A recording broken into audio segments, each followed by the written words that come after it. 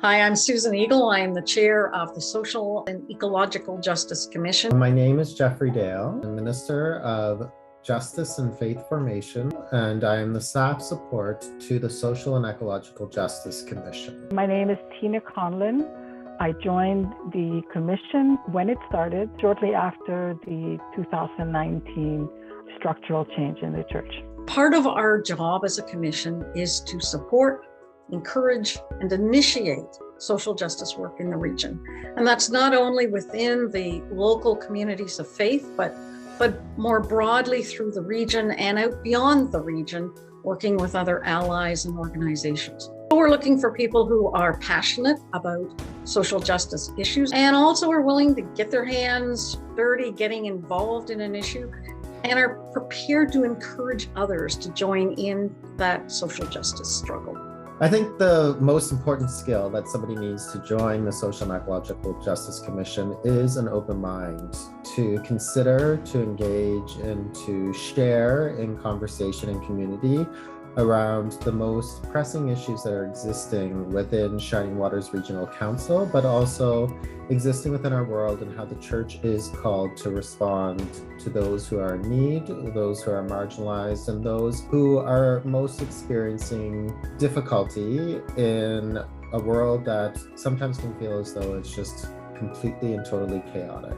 I need a space where I can encourage people in communities of faith to see and to hear where they're at and see how they are translating this work to their everyday ministry.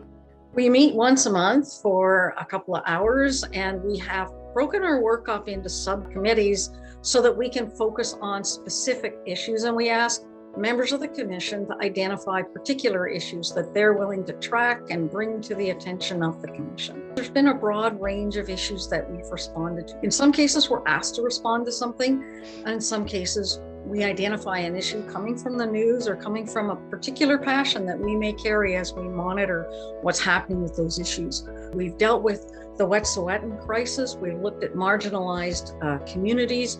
We've looked at the long-term care issue, particularly during the pandemic, Black Lives Matter, guaranteed livable income, and in some cases we sent information out to communities of faith.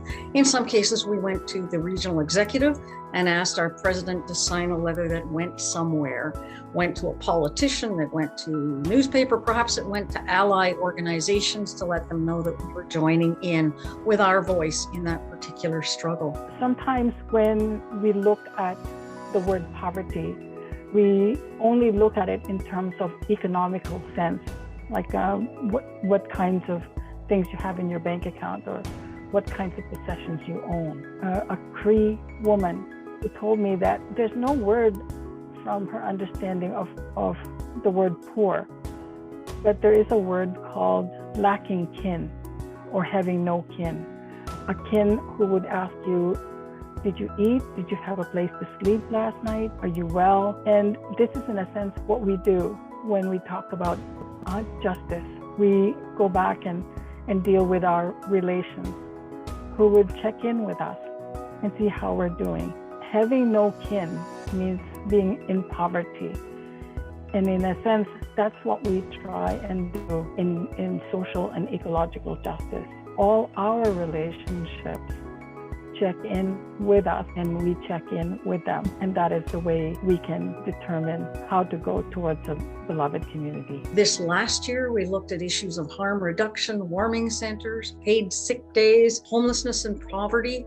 We prepared materials around homelessness. We've looked at support of community ministries and also on environmental issues. Because we have not had enough support around environmental issues, we have worked with allies. And so that's a broad range of things that we have been working on. And if any of those issues touch your heart, then we would be looking for you to join us in that work. The commission matters to me because it is so far the only body in the church that has the privilege of actually dealing with these issues in a corporate way. It brings it together in a body that looks at it in how we actually bring to the lens the vision of how we see church and how we can be a beloved community. Why does it matter to me, the work of our, I think because for me, that's how the gospel speaks to me. That's how I find my way into my faith, is to understand my connection to neighbor and the call of the gospel to a social justice relationship with the world around me. And it's not just with people and government, it's around our whole environment and all creatures. So I feel most alive when in my faith, when I'm dealing with some of those issues. Perhaps the one thing I want to say is that I really believe that all our communities of faith need to come together around this work. It can't be done by a handful. We need everybody participating and helping to build a different kind of economy, a different kind of ecology around us. If we're going to change the world, everybody's got to participate to make a difference.